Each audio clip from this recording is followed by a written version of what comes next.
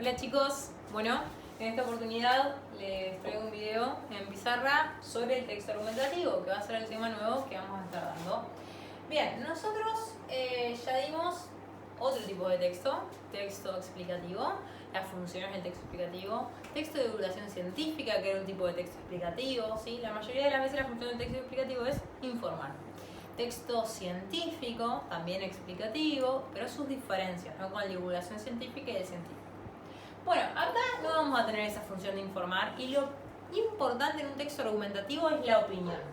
Cuando yo les digo a ustedes, ¿les gustó la obra? ¿Por qué? Argumente, justifique. Argumentar es lo mismo que justificar. Bien, lo que les quiero decir es por qué les gustó la obra. Díganme por qué, ¿no? Convénzanme a mí, persuádanme a mí.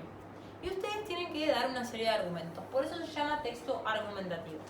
Las funciones del texto argumentativo son dos: persuadir, como les dije, o convencer.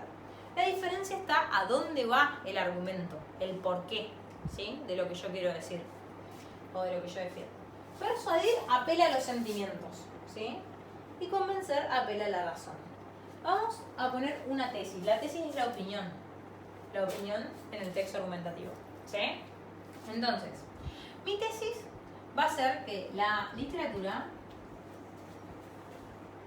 es el arte más completo. Bueno, esto lo hago para explicarles todo esto que ya está en el Word, pero necesito que ustedes tengan una idea más didáctica, ¿sí? Del texto argumentativo.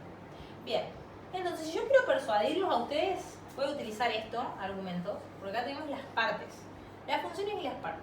Las partes son la situación inicial, que después les explico qué es, la tesis, que es la opinión o la idea que nosotros queremos defender, que en mi caso es la literatura, es el arte más completo, ¿sí? Es un ejemplo, ¿no? Ustedes pueden pensar que la danza o la pintura es un arte más completo. Los argumentos, que son los porqués de mi tesis, o sea, por qué yo digo que es el arte más completo y cómo los voy a persuadir o convencer a ustedes. O sea, esta función yo la tengo que cumplir con los argumentos, ¿sí? Bien. Cuando persuado, apelo a los sentimientos. Les doy un ejemplo de un argumento que apela a los sentimientos. Bueno, la literatura es el arte más completo porque cuando estoy triste me puedo poner feliz al leer un libro, ¿sí? Porque si no tengo dinero puedo viajar a través de los libros, porque puedo crear miles de mundos posibles, ¿sí? Ahí estoy apelando al sentimiento, al corazón, ¿sí? Pero cuando apelo a la razón, puede ser, tengo que hacer otro tipo de argumentos. Por ejemplo, es más completo porque la escritura es complicada y para escribir literatura tengo que utilizar ciertos recursos estilísticos que no es nada fácil emplear, ¿sí? Ahí ese es un argumento que apela a la razón. ¿Bien? Si yo uso estos dos, hago una bomba de texto argumentativo porque voy a persuadir y convencer a la vez. Igual se prefiere utilizar uno de los dos, ¿sí? Porque a veces nos puede jugar en contra pasar de la razón al sentimiento, del sentimiento a la razón, ¿sí? Bien, entonces, ¿cómo creo un texto argumentativo? Ustedes van a tener el Word con estas características, van a leer un texto argumentativo, van a marcar las partes, van a marcar los argumentos. Bien, ¿cómo lo creo? ¿Cómo creo uno? Después van a tener que hacer uno. Tengo que tener una situación inicial.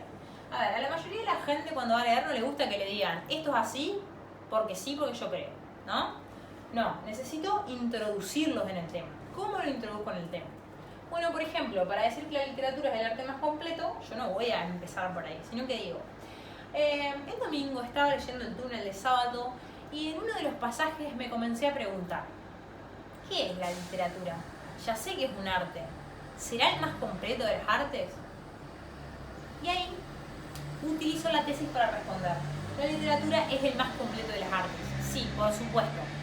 Pero yo no me puedo quedar con eso solamente, necesito argumentos sólidos para convencer al que está leyendo, ¿no? Y ahí utilizo los porqués. Todo eso que yo le dije, lo de los mundos posibles, lo de viajar. Y cuanto más argumentos y cuanto más sólidos sean los argumentos, más voy a convencer o persuadir a mi lector, ¿sí? Lo mismo sucede en un discurso cotidiano. Y después, por último, tenemos la conclusión. En la conclusión, el autor puede retomar el tema, ¿sí? La literatura, puede hacer un resumen de todo el texto, ¿sí? O puede abrir el tema hacia otros lados. Puede abrir el tema hacia la danza, por ejemplo, que es un arte diferente, ¿sí? Puede hacer preguntas sobre eso, como para crear un texto a futuro, ¿sí? Puedo dejarlo abierto. Bien, esas serían las partes del texto literario. Ahora lo que yo quiero que ustedes entiendan es esto. Y los argumentos, si bien yo les dije argumentos que fui inventando, ¿sí? Rápidamente, los argumentos hay que pensarlos, ¿sí? Tienen que ser sólidos. Y existen estrategias argumentativas, ¿sí? Yo les voy a dar, esto lo copian, y les voy a dar algunas de las estrategias argumentativas que deben utilizar en sus textos, que seguramente les voy a pedir que utilicen. Bien. Las estrategias argumentativas son, hay más, pero vamos a ver algunas. Algunas ya las conocemos como estrategias, perdón, acá me comí una sílaba. Algunas ya las conocemos como estrategias del texto explicativo. La primera que vamos a ver es ejemplificación. Justamente ejemplificación es dar ejemplos. Si yo quiero decir que la literatura es el arte más completo, digo que Cervantes escribió la novela más completa de la historia, ¿sí? El Don Quijote de la Mancha. O puedo decir que Shakespeare escribió las obras de teatro con los temas más intimistas del hombre, ¿sí? O puedo decir que la poesía de Becker no puede ser más romántica porque no pudo lograrlo, ¿sí? Porque es el zoom del romanticismo. Doy ejemplos. Ejemplos, por ejemplo, de autores, en mi caso, ejemplos de obras, ¿sí? Ejemplos de estilos, según la tesis. Todos los ejemplos son según la tesis. En la 2, yo porque les puse esa tesis para que entiendan. Uso una cita de autoridad. Un ejemplo es la cita de autoridad. También lo vimos en los textos explicativos, ¿sí? Una cita de autoridad es cuando yo tomo las palabras de alguien sabio en el tema, por ejemplo la literatura, y las coloco en mi texto, ¿sí? Digo, por ejemplo, Jorge Luis Borges dijo que la literatura era tal cosa. ¿Sabían que Borges dijo que para él el cielo era una especie de biblioteca? ¿Sí? Bueno, yo puedo decir que el cielo es una especie de biblioteca y argumentar, utilizarlo como un argumento de por qué la literatura es tan buena o por qué el arte es tan completo. Bien, lo que me va a dar a mí es autoridad esa cita, por eso se llama autoridad, porque estoy incorporando palabras de alguien que sabe mucho del tema, no es solo mi opinión. Otro, ¿sí? Es la concesión. En la concesión hay que tener cuidado, porque en la concesión lo que yo hago es aceptar la tesis de un contrario, o sea que la literatura, por ejemplo, no es simple de leer, pero refutar, mandar muchos argumentos. Primero el lector va a decir, ah, mirá, aceptó que no es simple de leer. Pero después de que yo puse el punto, dije la literatura no es simple de leer, voy enumerando una serie de argumentos de por qué hay que leerla. Si yo me acuesto debajo sobre el césped con el sol que me calienta la cara, que sus rayos ven, que iluminan el libro, ¿sí? Esa calidez me va a me va a ayudar a transportarme mucho mejor a otros mundos. ¿Se entiende? Es como que empiezo a utilizar argumentos, ya sea a los sentimientos o a la razón, que sean sólidos y que refuten eso que yo había puesto al principio, que era negativo, ¿sí? Por otro lado tenemos las interrogaciones retóricas, que también ya las conocen, pero más que nada de la poesía. Las interrogaciones retóricas son preguntas sin respuestas. Yo no espero una respuesta, ni voy a dar una respuesta, ¿sí? Lo que yo quiero hacer con esa pregunta es que el lector piense, se pregunte a sí mismo, se cuestione. Por ejemplo, yo puedo decir, pero ¿qué haríamos si no existiese la literatura? ¿Qué hacemos si hoy en día, que estamos en cuarentena, se cae completamente internet? Tenemos que estar encerrados y no hay nada más que hacer, además de educación física, por ejemplo, pintar, que leer un libro. ¿Sí? ¿Qué hacemos si no tenemos libros en la casa? ¿Qué hacemos si nunca más podemos leer? ¿No? Entonces el lector empieza a pensar, ¿sí? Y el argumento es bastante más sólido. Y además de la interrogación retórica, tenemos los apelativos. El apelativo es cuando el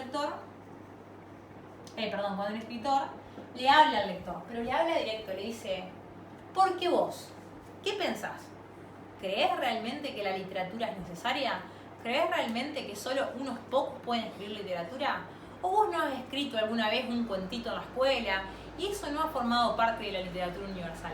Ahí cuando le está hablando, ¿sí? Como le dice vos, ¿sí? Cuando lo nombra, el lector se siente sumamente incluido dentro del texto. y eso apela mucho al sentimiento, entonces hace que el argumento sea sólido, ¿sí?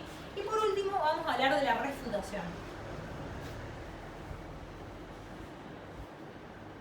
En la refutación, el autor toma una tesis contraria, por ejemplo, alguien que no le gusta la literatura habló de esa tesis, ¿sí? Dijo que la literatura no era un arte.